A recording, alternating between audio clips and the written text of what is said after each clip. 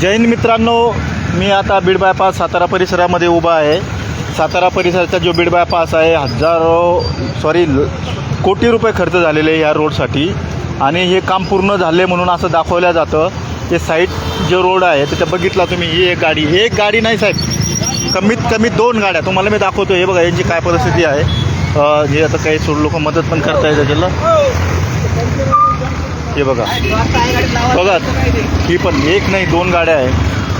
Traffic jam झालेली आहे.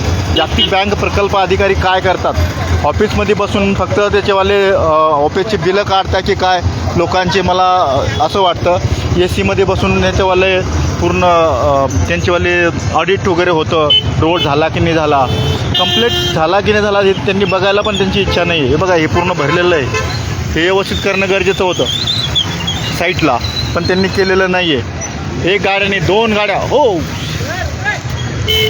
अरे सब परेशानी. 2 गाड्या, एक गाड्याने 2 गाड्या फसलेल्या आहे. बघून घ्या तुम्ही. इंजिनियर कुठे गेले, जागतिक बँक प्रकल्प अधिकारी, कार्यकारी अधिकारी कुठे? रोड कंप्लीट झाला म्हणून सांगताय.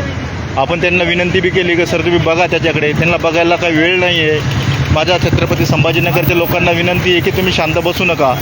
शहरामध्ये पण हीच परिस्थिती आहे. रोड तयार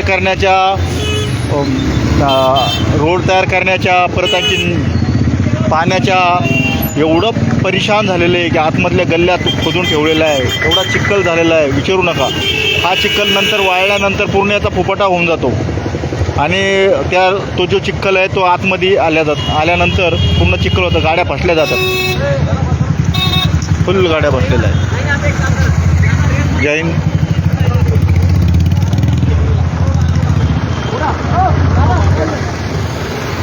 यार भैया थोड़ा हल्का हल्का